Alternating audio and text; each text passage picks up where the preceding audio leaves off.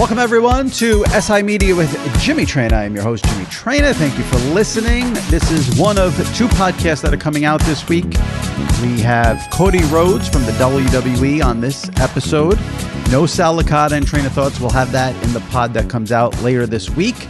And I don't want to announce the guest for later this week because things happen in the booking issue, and there's booking issues, so I don't want to tease it, but we'll have a media pod for you later this week. This episode, Cody Rhodes, WWE Superstar. He's the feature of a new documentary coming out on Peacock. It's called American Nightmare, Becoming Cody Rhodes, must watch for all WWE fans. And this is a great interview with Cody. We get into his loss at WrestleMania to Roman Reigns when everyone thought he was going to win. Get into the documentary, his relationship with his dad, Dusty Rhodes. A lot of fun topics as well. We get into Cody joining TikTok, how often he has to dye his hair. Are his suits part of his gimmick? He has some words for Elon and changing the name of Twitter to X.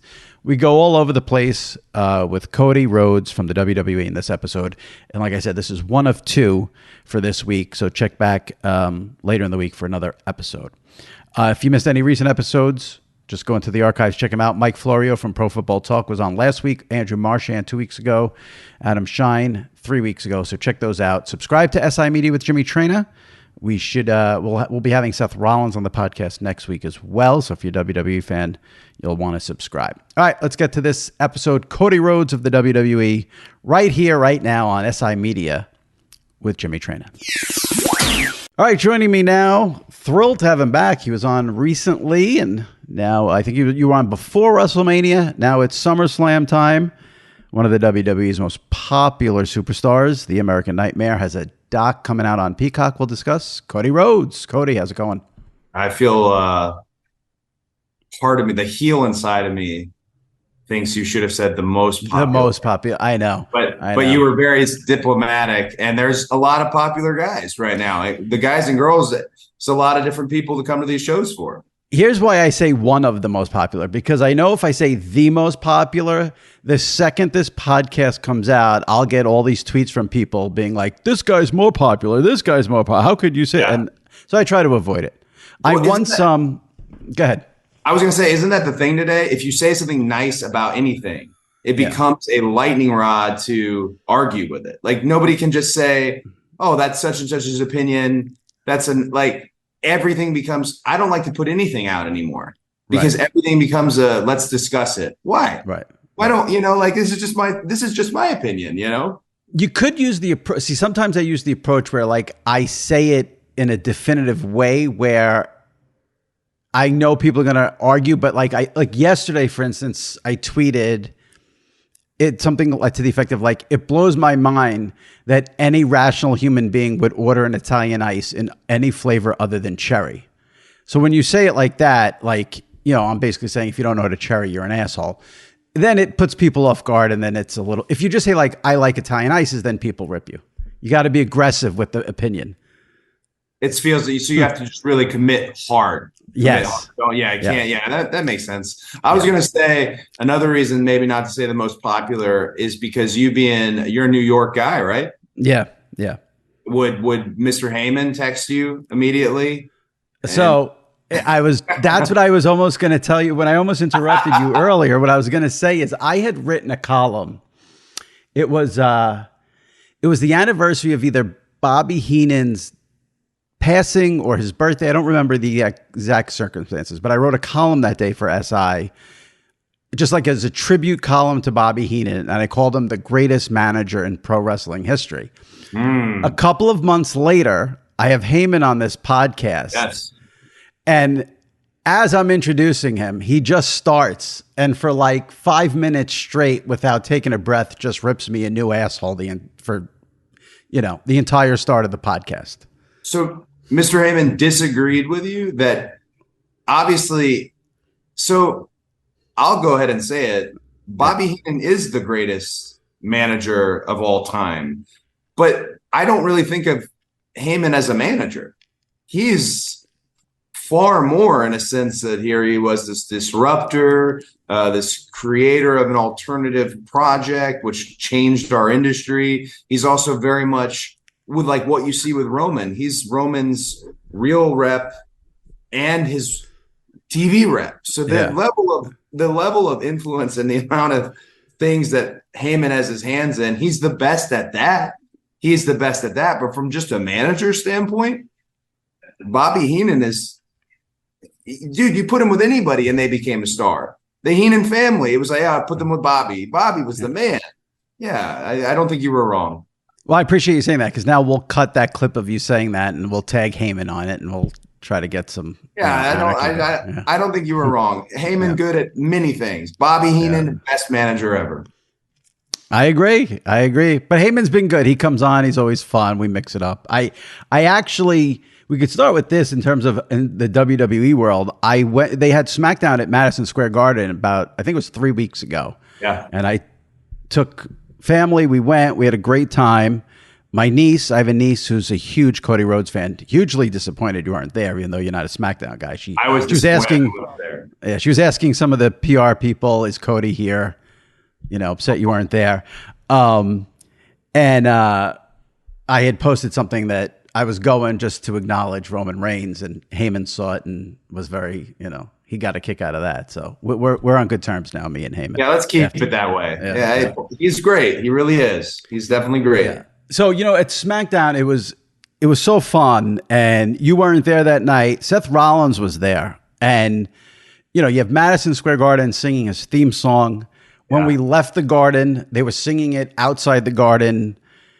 It was quite a scene. Your theme song gets sort of like the same play. It's like one of those, you watch Monday Night Raw almost for that moment. We have a little clip. We're going to play a little audio of it just to get this conversation going. My producer, Shelby, play that clip. This was over the weekend in Monterrey, Mexico, of Cody's theme song. Let's roll that.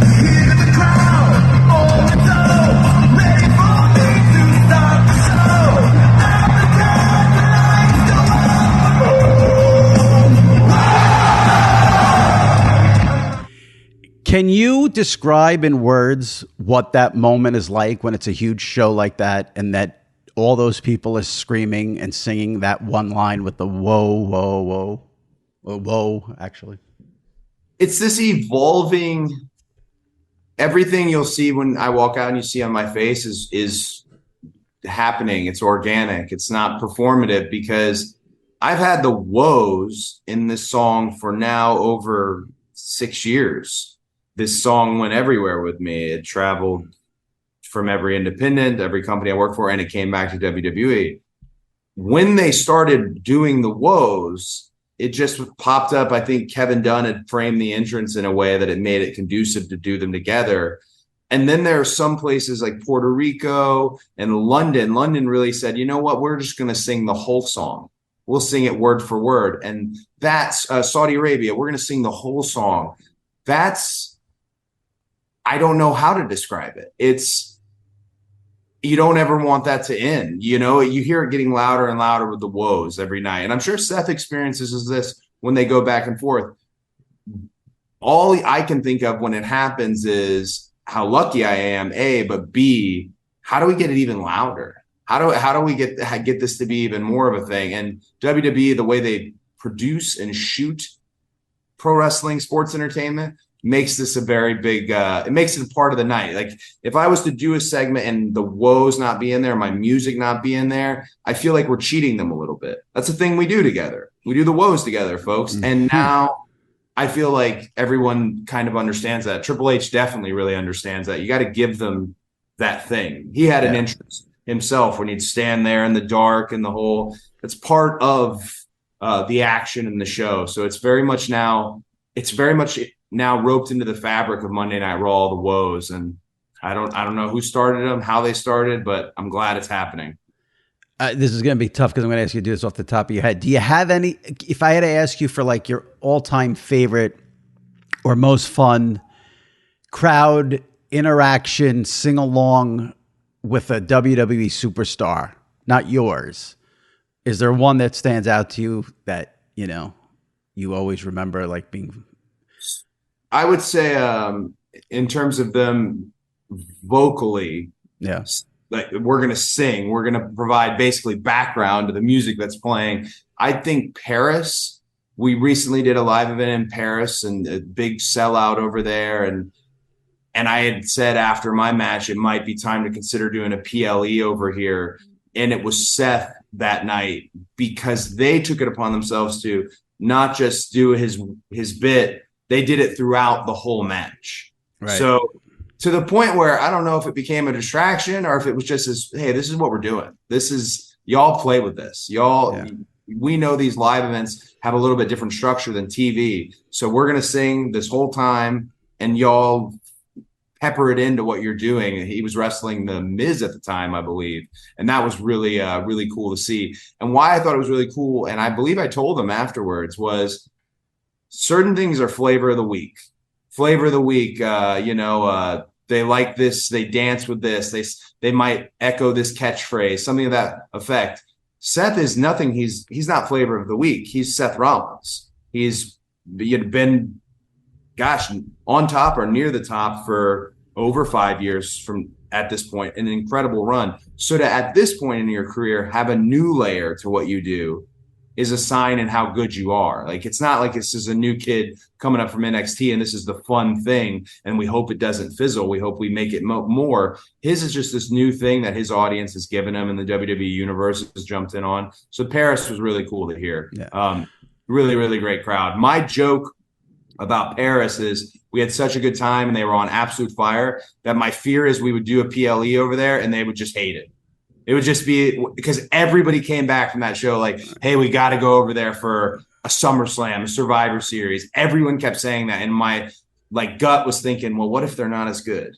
What if that was just a moment in time, Right, you never know. Yeah. I realized at the top, I didn't give a proper plug here for the doc. So let me just do that quickly. It's Cody Rhodes, American Nightmare, Becoming Cody Rhodes on Peacock. It comes out Monday, July 31st. I watched most of it last night. I thought it was excellent. It was really good. There was a bunch of things in there I found fascinating. Before we get to the doc, which I want to get into a lot of specifics, let's just go back to WrestleMania, because like I said, you were on before WrestleMania. I was legitimately shocked you didn't win at WrestleMania, as I think most people were. And it really, in a way, it shows the beauty of the WWE in that I think everyone expected you to win. Everyone wanted you to win. You didn't win. People are pissed. But it's sort of, then maybe you sort of understand it a little bit in terms of more of the story. If it doesn't end with you winning, I think, someone's going to go to Stanford and cause a riot. But when you look back on it now, 3 months removed, what do you think of how it all played out? I feel you have moments in your career where you get stuck in them, whether they're so good or whether they're so low, that you get stuck in these moments. It's not unlike if you have a traumatic experience in your personal life. For me, I felt, and I still do, 3 months removed, very stuck in that there was a very long period of time where I was sitting in the ring. I knew I was sitting in the ring and knew I had lost and knew I'm watching people not leave. They're looking at me. They're looking at me and they're either frustrated, they're sad for me, they're mad at me. But you usually see at the end of the night, some people heading for the aisles, they're going to beat traffic, something. We were just stuck. And I knew we were filming me. And I just, in the internal monologue I had when I saw my family at ringside, and then I saw some of the most diehard fans fully decked out in every piece of merch for me they could have possibly bought. The internal monologue was really just telling myself to get up, was to get up. And then I wanted to make a point that I was not going to walk what we call loser lane. I'm going to walk all the way back up this 70-yard ramp. And I want to feel every bit of this loss. Whether you look at what we do is from entertainment standpoint or true sport, however you do, it was a huge loss, huge. And I wanted to feel it all the way because I didn't want to go, see my wife afterwards and just be destroyed or distraught or in a bad mood or have some tantrum. I wanted it all to happen right then and there. Just take it in, feel it, look everyone in the eyes that you possibly can. That was a big thing for me. I was trying to look as many people in the eyes as I possibly could in my best way of saying to them, it's going to be okay. It's going to be okay. And I had to mentally prepare for the amount of, oh my gosh, but you main evented WrestleMania. Oh, dude, you main evented WrestleMania. I kept hearing you already won. And I wanted, even some of my close friends, I wanted just to jab right in the jaw. Like, no. All I found out from main eventing at WrestleMania is I want to do it again and I have to win. Like, it's a sickness, like you got this high, and for it to go like that, it's just, I can't accept it. I can't allow it. And then my world filled up right next day. I jump into the thing with Brock Lesnar. So again, I feel like I'm stuck. I'm stuck there. I'd love SummerSlam to be the moment that's like, hey, moving forward, hopefully defeating Brock Lesnar, moving forward, and without saying anything, without doing the old this little number around the waist, let them know the thing I came back for, we're still on the path. We're still on the path, and I want to be confident about it in the best of ways, because he rode with me all the way to WrestleMania in Los Angeles, and hopefully they can ride with me to wherever it is and wherever we go next. Were you surprised at all about how surprised the WWE universe was that you did not win the belt that night? Because people were legitimately shocked and pissed. I was surprised at how pissed people were. Yeah. And I was surprised that a lot of managerial people in the company reached out to me, checking on me, and also reached out to me to let me know, like, don't go online. Don't go online. And I didn't even think to go. That's such an incredibly busy week. There's so many emotions in that experience. I got my family with me at the time. I've lost in front of them, which is another level of embarrassment. I didn't even think to go online, but just the fact that they were preparing me and like battening down the hatches for this is shaky. People are really frustrated. Was that surprised me? That surprised me a lot. Well, there's one of the, it's funny because you mentioned there's the entertainment side and then there's the sports side and there's also the business side of it. So then I was, I had you on the podcast that night and I love the interviews. I'm like, it'd be so great. Let this guy, complete the story. That's what everyone wanted to see. So I was pissed off after too. And then I realized I'm a huge Roman guy because he's been good to me on the pod. But then I realized the WWE does have this thing going with the bloodline storyline that is, to say it's successful would be a huge understatement. I think we all know what it's done for the business. So I get from that standpoint why they want to ride that out a little more. But like I said, it's better end at some point with you getting a 1, 2, 3 on Roman, as much as I do like Roman too. But you got to get your turn here. I've enjoyed watching what the bloodline is doing. And I talked to Roman in the ring face to face. I believe it was the week before WrestleMania. And I now look back at that interview and feel like I am some sort of fortune teller because everything I said in it, minus me beating him, has happened in terms of the cascade of events that have fallen apart with the actual bloodline. And Paul Heyman gets super kicked the other day. It's just all collapsing right in front of us for our viewing pleasure. I will say the thing I probably took the most offense to is I believe Roman did an interview, a press conference after where he said, we're only in the third inning here. Something like that. We're talking about the story and we're only in the third inning. And I thought, your third inning. Your third inning. The world of the WWE world does not directly revolve around you. For a while it did. It did. But we're in this period now where things are popping off left and right. I wasn't in the third inning. I felt like that was the bottom of the ninth for me. And hey, maybe there was some wisdom to what he said, but yeah, that was I don't even know how to describe it. Just the feeling of loss was the largest I'd ever felt in my career. And then the feeling of what do you do? Like, that's why I just kept wanting to look people in the eyes and communicate to them the best that I could. It's going to be okay. Better be okay. All right. Right next WrestleMania, it better be okay.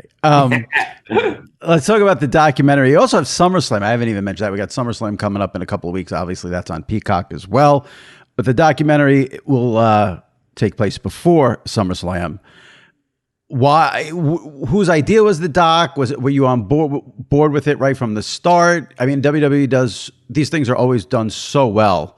They're always great. So I don't know if that was part of why you wanted to do it, but just take me through doing this documentary for Peacock. I believe, I could be wrong. I believe the documentary was completely Vince's idea. And I'm speculating here. I would believe it was because he wanted everyone to see the story I was talking about, put it fully out there. That's the thing I want people to know in terms of I came back, said I wanted to go for this one championship that Dusty never got, but let him see every piece of it. Let him see even, footage from the Garden that night and what it was like, and let him see every piece of it. I think that was maybe the initial explain Cody to everybody. It was one of these, I think that's the initial outlook on the documentary. But Ben Hauser from ESPN, you probably know Ben. Ben Hauser from ESPN and 30/30 and all these wonderful docs he had done. He was the one who jumped on board and really made it something different than just a talking heads documentary. He really gave it this cinematic element to it, and walking through the desert and picking up different parts of my career. Matt Brain, who directed it, that's been a huge part. I was on board, to answer your question, on board. And then the amount they filmed with me and were so just in my private time all the time, I was not on board by the end of it. By the end of it, it was, like reality TV. Yeah. You got to get outside and put your hood up and just have that moment to yourself. And I didn't have it. But I won't lie. The moment they weren't there, I missed them. The moment they weren't there, I'm like, oh, we're not filming anymore? No, it was part of that loss.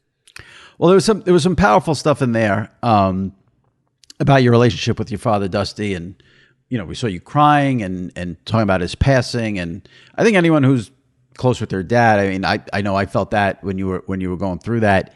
So how much today, day-to-day basis, you're on this phenomenal run right now in WWE. Everyone knows the story. Left, came back. Your popularity's through the roof. Some would say you're the most popular WWE superstar. How much of it is motivated still by Dusty, if at all? I think a lot of fans, I remember seeing signs that said, do it for Dusty. And I'm informed in every decision I make, how I do business, how I like to be with a crowd. Those are all decisions that I make because of how Dusty brought me up. So he's always there and he's always part of it. But I'll say it's not really so much, when I really look at it, it's about doing it for Dusty as much as my own family. And I'm careful because I don't want to get too emotional. But the moment I had Brandy and I had a baby, that just changed it all. And I know they tell you, hey, it changes it all. Yeah. But Liberty is amazing, and a bazillion things I would say before I'd say this, but I'll say one of the selfish things that came from it, it freed me up, in my opinion, to be a better man. It freed me up to just go at this straight on. No politicking, no show businessy stuff. No, I want to be the best thing they have here. And I'm going to work hard to do it, report back to you guys.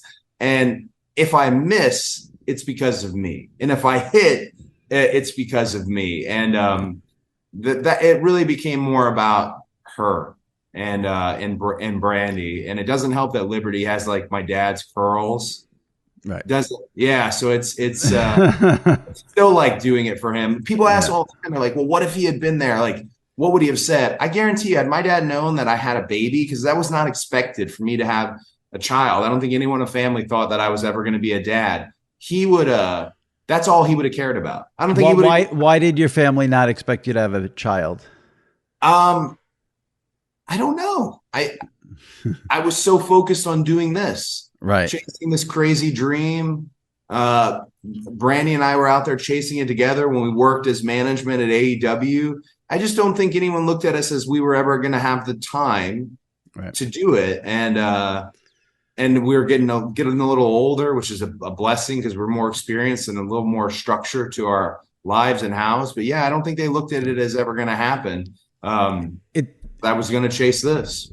It's interesting to me because you said you felt like you became a man when you had your daughter. And one of the things that struck me in the documentary is, now listen, this is our second interview. I don't know you personally, but I follow your career, see you on social media. So I don't want to act like I know you. But what surprised me was there was a lot of focus on a chip on your shoulder. Yeah. Your mom had a powerful quote in there where she said she thought you'd end up dead or in jail.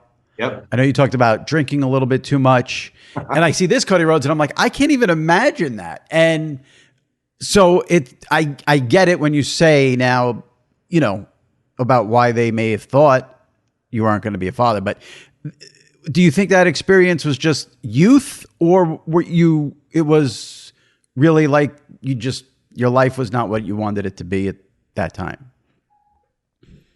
I really think that I had gotten close.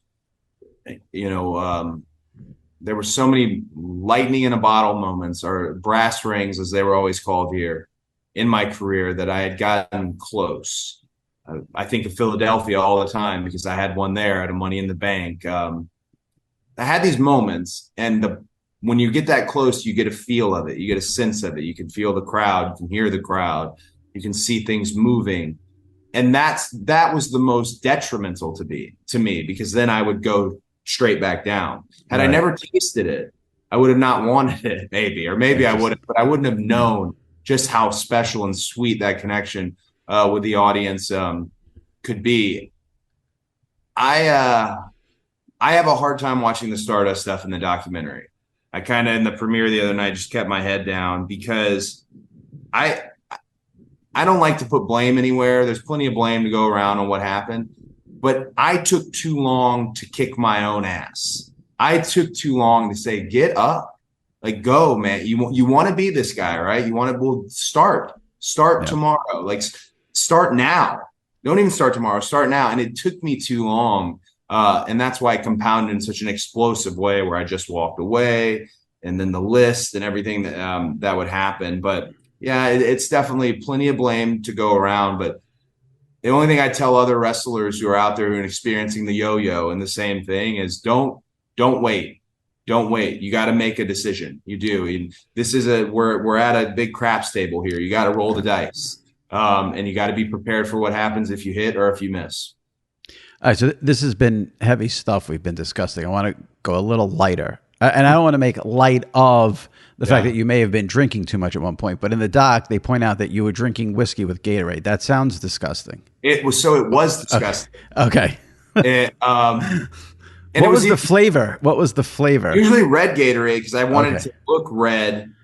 Like, no way is homie drinking at the monitor. I never did it before I was working. But that was, it never got so bad where I had a problem. But I think naturally there's a problem if you're looking if you're at work. If you're looking to numb pain. Right. And you're out there and I'm wrestling Stardust versus R-Truth or whatever. And I don't think people knew the pain I was in. And at the time, I don't think anyone wanted to listen to the pain I was in. And then I got my wife too. That entire run through Stardust, my wife was on the road the whole time as a ring announcer for WWE. And most live events, she was the ring announcer. So how lame do you feel?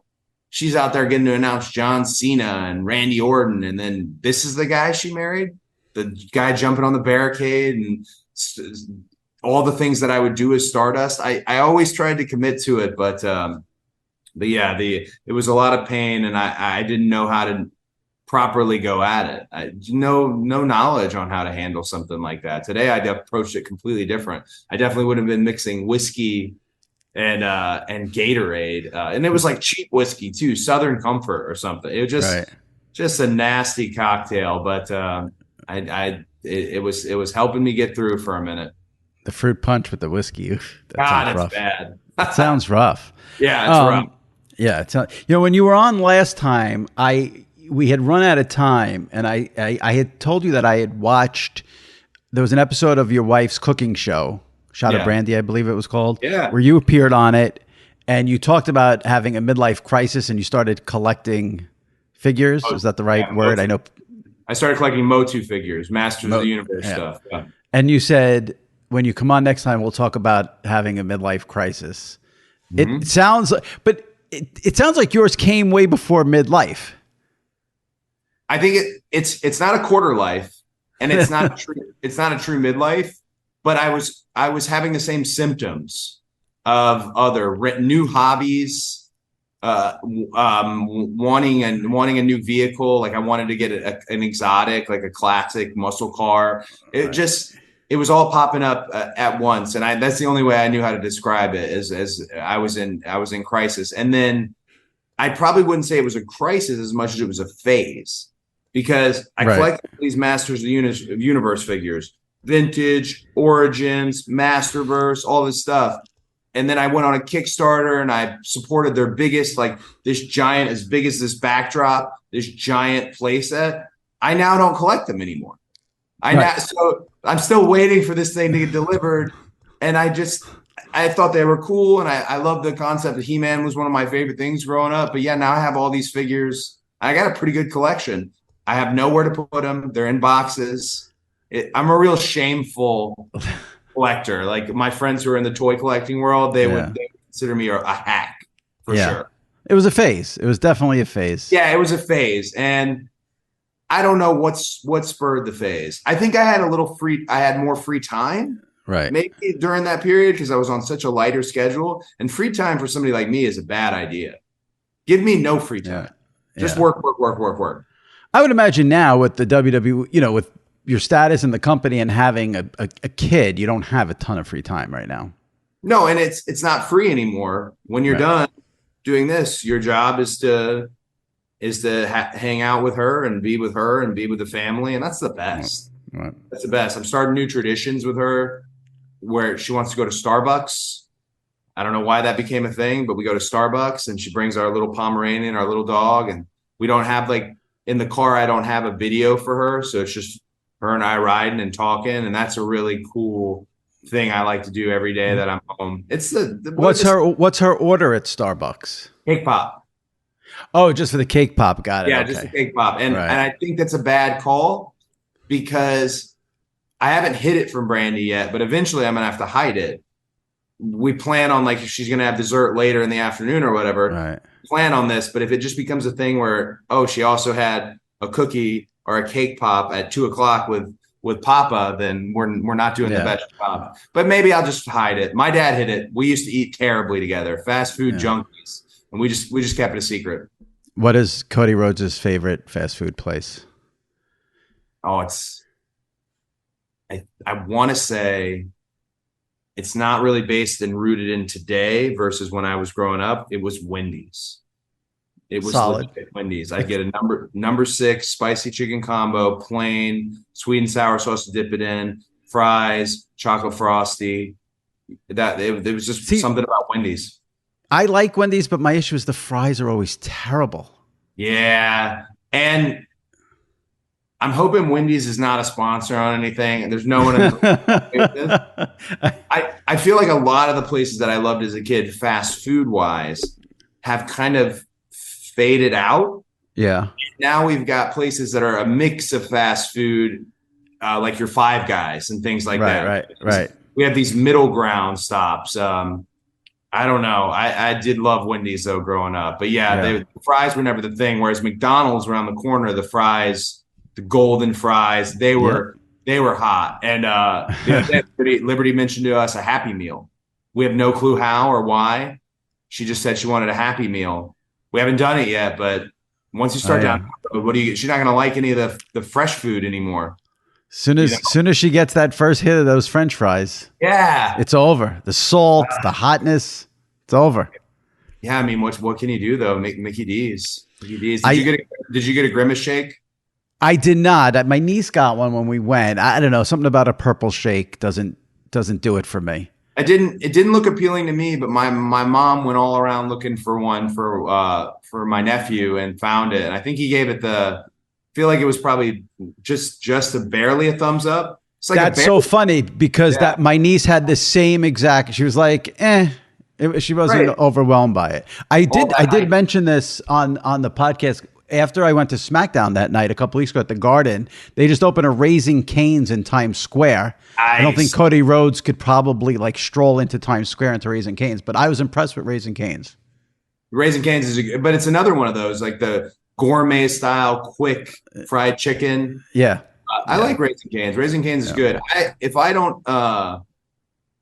If I don't do pizza for a cheat meal, I have two great Georgia traditions, Chick-fil-A being the one. Right. Zaxby's is right around the corner too. If Chick-fil-A is on one of those weird days where it's got two lines operating and all that. Yeah. So I'm a sucker for some good fried chicken. We don't have Zaxby's here in New York, but there's Chick-fil-A's here and they're opening more and more. I have one right by my house. It's on like a main road and the cars are backed up on the main road in the middle, like at, 12:30 in the afternoon, and it's just insane. Where I live, there's a Chick-fil-A, and directly across the street is Popeyes. And, wow. You have your pick of the, which one you want to go to there for the fried chicken. At Atlanta Airport, I've been there many morning where that line is around like the corner, just waiting for them to raise the gate for Popeyes to open at Atlanta Airport. That's another staple. The crunch. Yeah. And it's not greasy fried chicken. I don't know how they do it, but they manage to like not make it too greasy, which is key.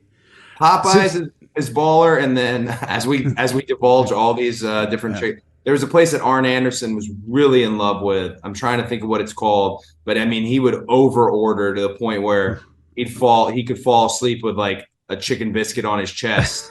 I'm trying to think what it was, but he was always a sucker for all the fried chicken. Yeah, I don't blame him. Well, since we're on lighter topics here, I want to ask you about the suits. The suits, I feel like, and it's okay. So I'm gonna turn this into two questions in a way, because I was taught, my niece I mentioned is a huge fan of yours, and she wanted me to ask you, quote unquote, what gimmick did you like better, Stardust or something? And I said, I don't think they like the word gimmick. So let me start with that. Do you guys not like the word gimmick? I think character is a little more respectful. I don't know. How do you feel about it? I guess character is like a refined way to say it. With me, Stardust could be gimmick character because it really was a detached piece of me. Whereas today people will be like, I don't really know about this American Nightmare gimmick. And I feel bad because I'm thinking, well, it's not really a gimmick. It's a nickname, but that's everything you're being told about this wrestler is real and who I am. So I guess it depends on what portion of your career. I never mind hearing. I used to mind hearing the terms all the time. Yeah. And now it's the fans have taken the language for themselves as well. So as long as everyone's enjoying it, I will say you hear the terms used incorrectly a lot. Right. All right. Well, I'm going to use gimmick just for this question. Are there suits part of the Cody Rhodes American Nightmare gimmick? Because I feel like, I mean, the way you dress, it's always at the top. And it's like, I want to know, like, does Cody ever wear shorts and flip-flops? Yes. Okay. A very rare occasion, I will. Here is the long road to this. Sitting here now, I feel like a suit, a tie, good shoes, all the fashion elements are very much something I enjoy. I like. I like coming to work, and WWE is very. You see a lot of people show up in the coolest of outfits. It's almost like a fashion show at 2:00 at call time. People are excited to be going to work and they dress for work. New Japan was the same way as well. Some of the guys in New Japan had some of the nicest suits, just handsome. Sonata, Okada, all these guys. But I will back it up all the way to when I first started wearing them, which was when I started doing independent wrestling. So I waited to leave WWE. And that's where I had freed myself up to make the decision of I'm going to be the guy that I wanted to be all along. And at that point, it was almost performative. And hey, I'll wear a suit so they know, oh, he's the guy from WWE. And and I'll wear a suit on the plane so that when they talk to me and ask me what I do, their experience with a wrestler is different from if they were sitting next to let me tell you something, brother type, like it's just, I want to subvert their expectations on how we are today in terms of we can be educated, we can be well read, we can be cultured, we can be all these things. And then, so it went from, all right, this is presentation, this is gimmick. Then it went to, well, I'm their boss, so I want to have a standard of look, and I want to have a appearance that will make people think, hey, if everything's falling apart, dude in the suit's got it. He knows, hey, if this meeting's going wrong, if this pitch is not landing, I could handle it. And I was always doing media as well during that period. And that's the first period, and that was when I was AEW, where suits started to make certain people uncomfortable. And you'll hear there's some podcasts out there that they just can't wrap their head around the suit. Like, why? You're supposed to be a baby face. Why are you in the suit? The moment that suit started making people uncomfortable, it's all I ever wanted to wear. It really is. Because if this makes you uncomfortable, something's wrong with you. I feel good. I want to show up here and be the best dressed and present myself in the most classy way I possibly can. How does it affect you? And it was real, the kids say, I can't use the term, but it's like, I want to say the most little penis energy thing I've ever heard is when people are mad that I wear suits. Like, hey, it doesn't affect you. It's not. Who's mad exactly? Fans or other wrestlers? No, never fans. But listen, as someone who's covered this and seen it for a long time, there's a lot of guys from the Attitude Era and previous eras who just, their whole being and existence is talking about how we're doing this wrong today. We're doing wrestling wrong today. And I don't begrudge them because that's kind of their audience and they got to lean into it.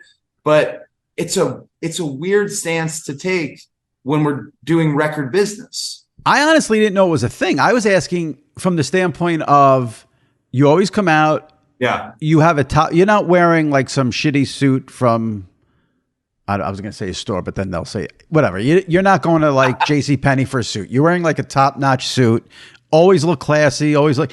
And I'm just like, my thinking is like, is he always comfortable in his, doesn't he ever just want to wear a t-shirt and flip-flops? It's like 90 degrees outside.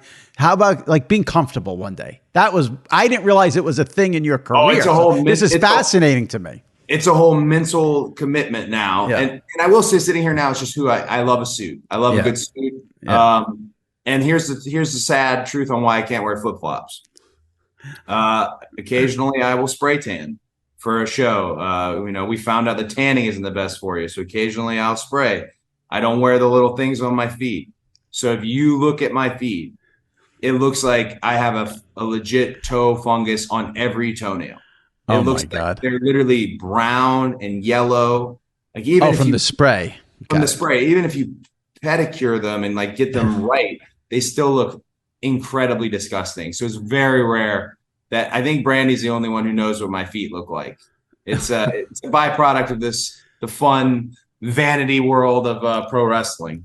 So that's pulling back the curtain. Cody Rhodes has nasty feet because of spray tanning. Yeah, they look nasty. The feet are not. They just look jaundiced, and they look like funny. They look like you got something wrong with like the blood circulation in your feet. One of the most shocking moments I've ever had on this podcast was I had Stone Cold Steve Austin on once, and he told me he gets pedicures. Wow, that shocks me. There you go. You know why it shocks me? I didn't think he had the patience for it. You got to sit there for a minute. Yeah. You know. Yeah. When I had him on the last time, I asked him if he got one recently. He said no. But the time I had him on a few years ago, he said he was getting them. And I want to ask you about the hair. Is that part of the character / gimmick that you have the blonde? We've seen you blonde. We've seen you dark.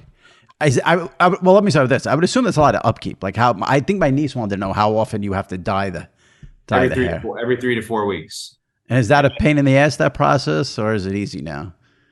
It's easy now, but I do like the last week before you redo it, where it's basically just salt and pepper. It's split, because you can get away with it on TV. You know, you can get away with it, but that's always a fun night to go check your phone, look at your mentions, and there's a whole like cosmetology side of the industry who's got problems with what your roots are showing. There's no toner, you know. And then I say the hardest part, and let her know this: the upkeep is even more difficult because the amount we're wrestling, we're competing, right? Getting the hair pulled on, sweat through it every night, having to rinse it on the regular basis. So it is a process, but I got it down to a system. And I wouldn't say it's a gimmick as much as I mentioned this in the documentary. There came a point where it felt like I had the right to do it. Really did. If there came a point where I thought, you know, Dusty was a famous bleached blonde, Flair, famous bleached blonde. And I thought I never did it because I wanted to get as far away from him as I possibly can. And now I want to get back as close to him as I possibly can almost. And that was the time where I felt like it was Final Battle was the pay-per-view I was going into where I first did it. And I never really wanted to not do it after that. It just became very much not unlike the tattoo. Hopefully there's not any more things, you know, because but that they were all the pieces that needed to come together. So I'm just curious, does your daughter have a reaction to your tattoo? Sure. She says WrestleMania. So whenever she sees the logo, the tattoo, everything I do is WrestleMania because she never saw anything other than when we brought her to WrestleMania. And she's still big time early sleeper, nap time, structured, all that. So we're not letting her go on YouTube and check out any of the stuff that's going on, you know, on Raw or SmackDown, because I don't know if I'm ready for the conversation yet. And she's only two. Only two. Yeah. Very smart 2-year-old, but she's only that's two. Why I think at 2 that she'd be fascinated by the tattoo. WrestleMania, and then I have a giant scar for my pec. WrestleMania boo-boo. WrestleMania boo-boo. She'll show it when she comes over where my boo-boo is. And then this, whenever she sees it, like on our gym floor, we have one that's plastered on our gym floor. She'll point at that, WrestleMania. So I have to explain it at some point. Tell me about, I want to get back a little bit to the documentary before we wrap up. And obviously we have WWE has SummerSlam coming up. Cody will be facing Brock Lesnar. And then July 31st, Monday, American Nightmare becoming Cody Rhodes on Peacock. In the doc, it's covered that Vince flew out to you to bring you back to WWE. And you said in the doc too that none of the conversation really was about wrestling until, like you said, the last 30 seconds.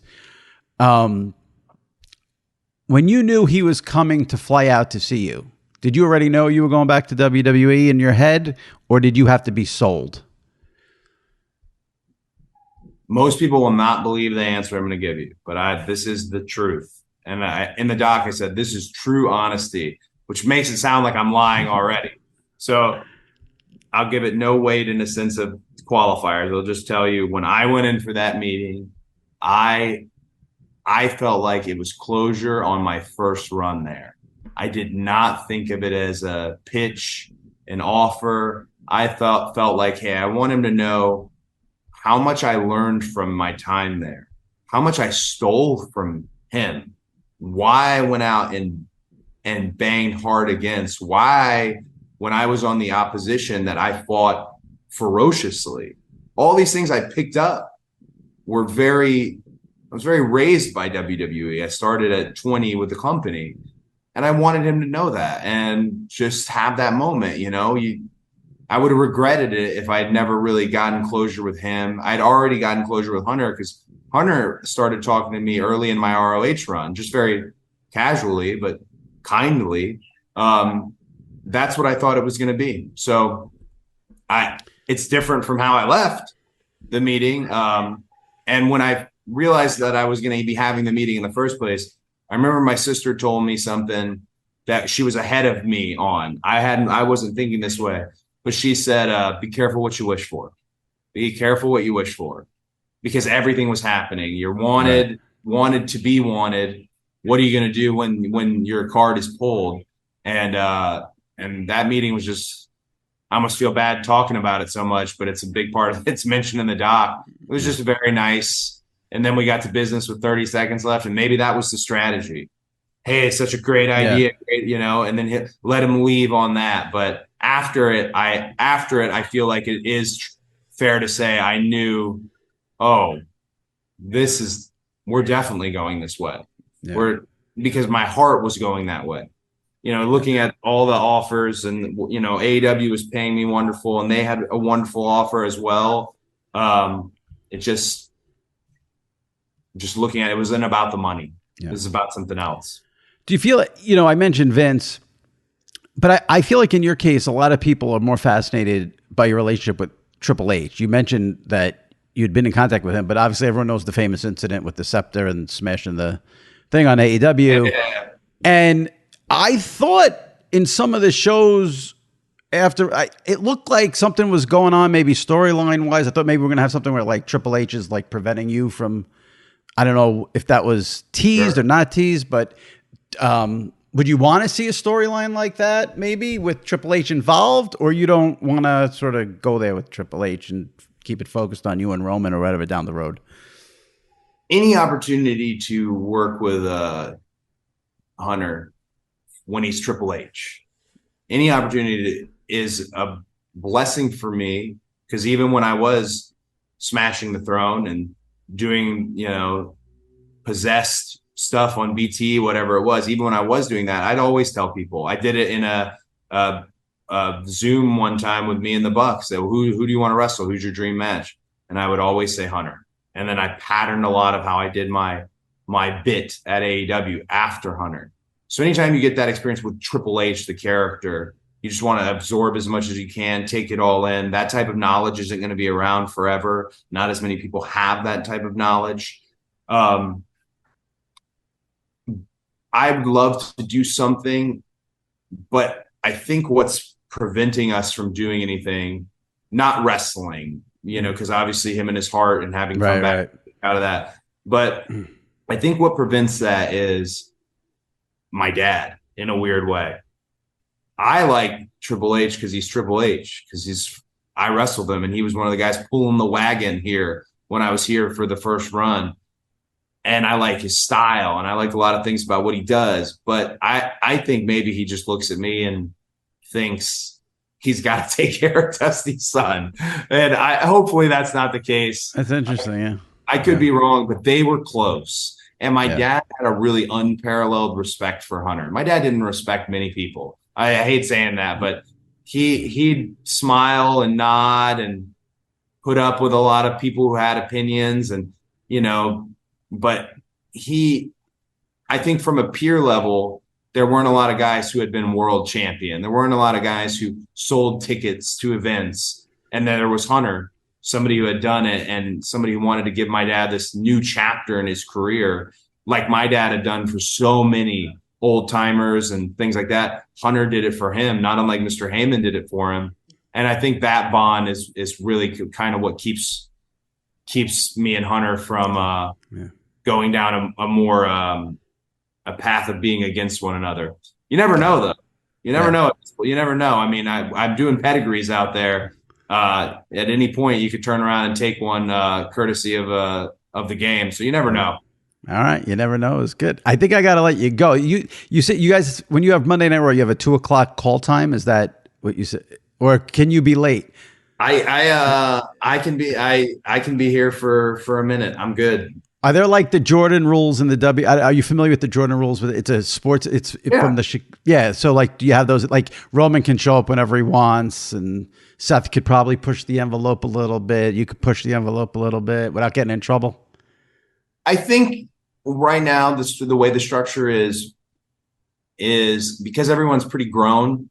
We know what we're doing. I'm definitely going to take the creative direction or talk with your writer. We know what we're doing. That does create a sense where you see a little bit more of, not everyone's their first day on the job there at time, ready to do this and just worried about ruffling feathers. With me, I'm here earlier than 2, though, because my day is all the things. Be careful what you wish for. Everything. I have something going on every hour. Whether you're doing some media, whether you're doing stuff in pre-tapes, like I think I don't know when this will will air, but I don't think anyone would be mad. I'm going to do something for NXT Great American Bash here. I think maybe it's just a voiceover, but getting ready to do that. Then I have to sign all these probably 100 weight belts, 300 photos. So I got it. I'd rather be here early to knock all this stuff out so that you give yourself, 3 to 4 hours before the actual Raw goes on where you can really sink in. And I don't ever like to rush. So I'm here. I will not be offended in any way, shape, or form if you say no. Do you like doing this stuff? Do you like doing interviews, podcasts? Are you sick of it? Do you get tired of it?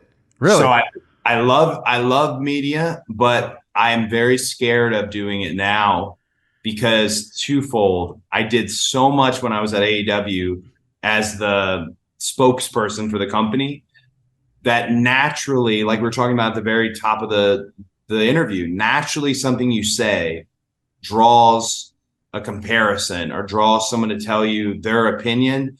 And unfortunately, I use social media, so I can't knock social media. But unfortunately, some places, some of these aggregate sites just throw up a quote from something that we just said, and they're talking just about that quote. And there's no context given. And that's a little scary. Like today, today we're speaking a couple interviews I did from the red carpet. The full interviews have dropped. And there's plenty of people who are excited about that and their views and their clicks. And then you see a lot of, I would say, disenchanted AEW fans who are upset with something. And I wish if they could look at the full context of how I'm saying it and how proud I was of that period and how I'm proud of this period as well, they'd get it more. But that's the tricky thing. You want to do the interview, you want to be featured on this, and then there's sometimes a little bit of a fallout these days where people really, something you said, they really stick with. I'm a big oversharer. We've been talking about Wendy's on this podcast. I don't, I wish, and I've learned that if you say something, you got to stand by it.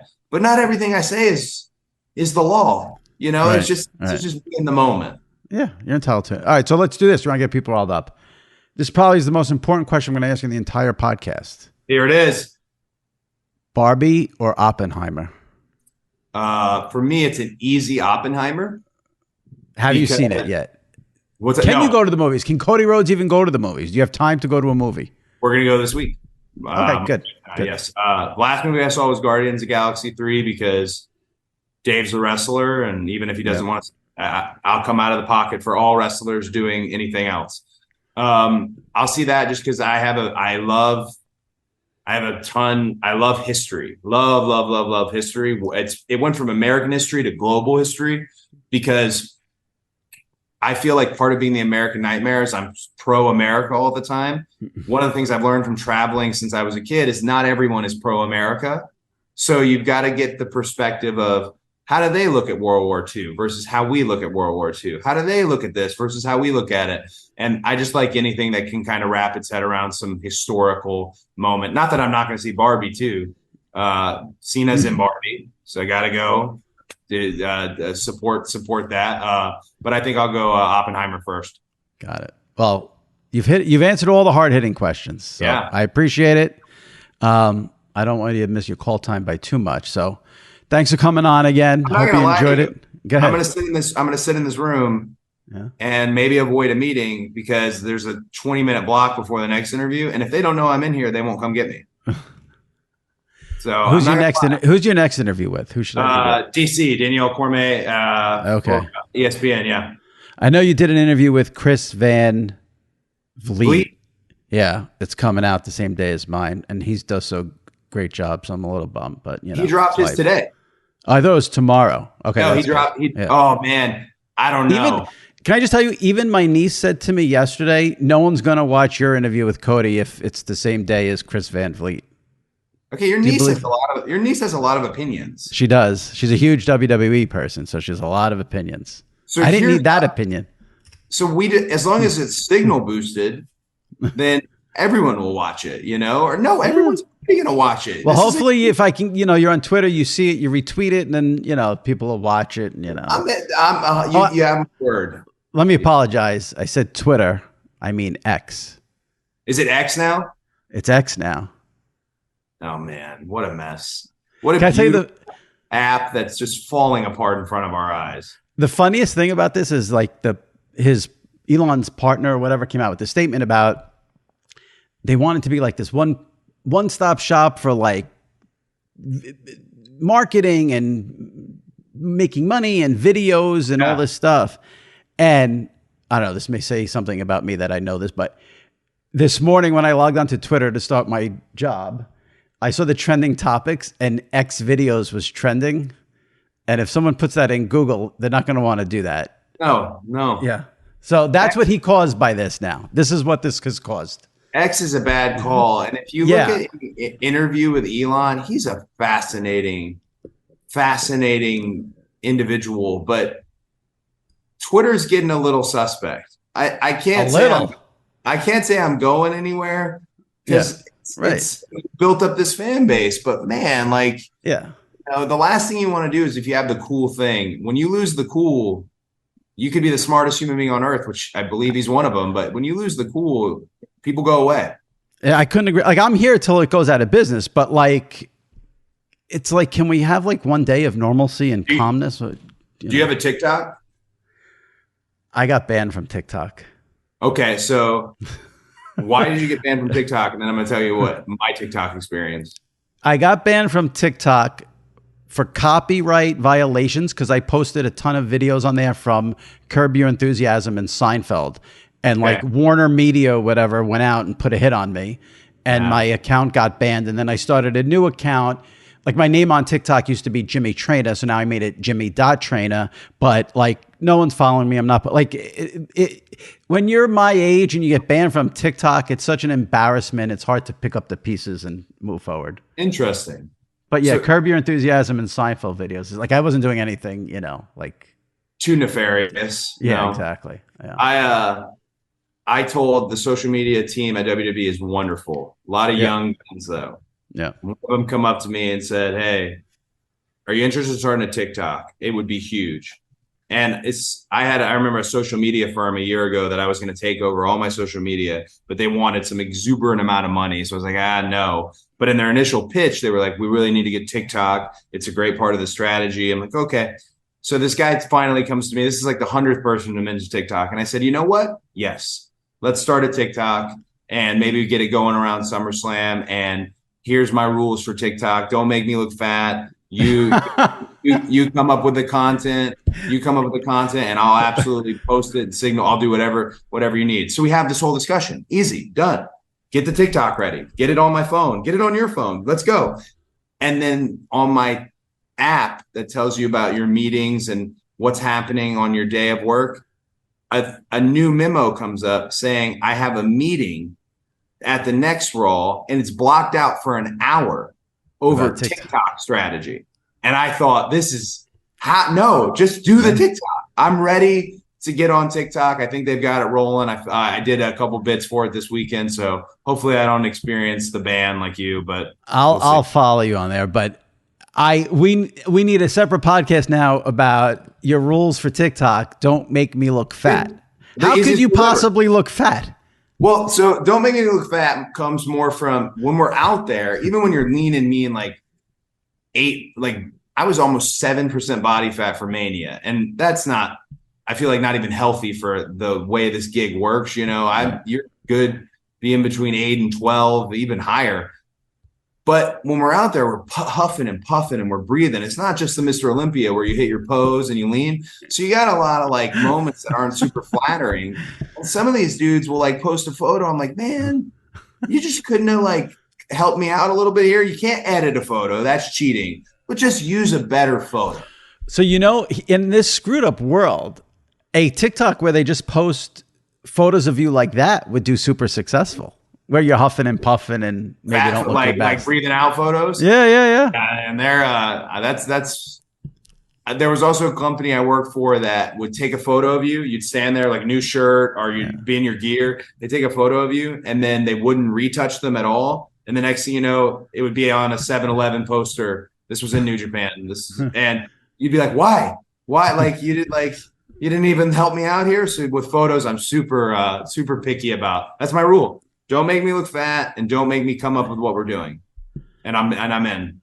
I love it. That's hysterical. All right. Well, everyone look for Cody on TikTok. Look for Cody at SummerSlam on Peacock against Brock Lesnar. And of course, Peacock, Monday, July 31st, American Nightmare becoming Cody Rhodes. Cody, thanks a lot. Appreciate it. Thank you. Please tell your niece I said hello. I'm interested to hear her opinions on our talk.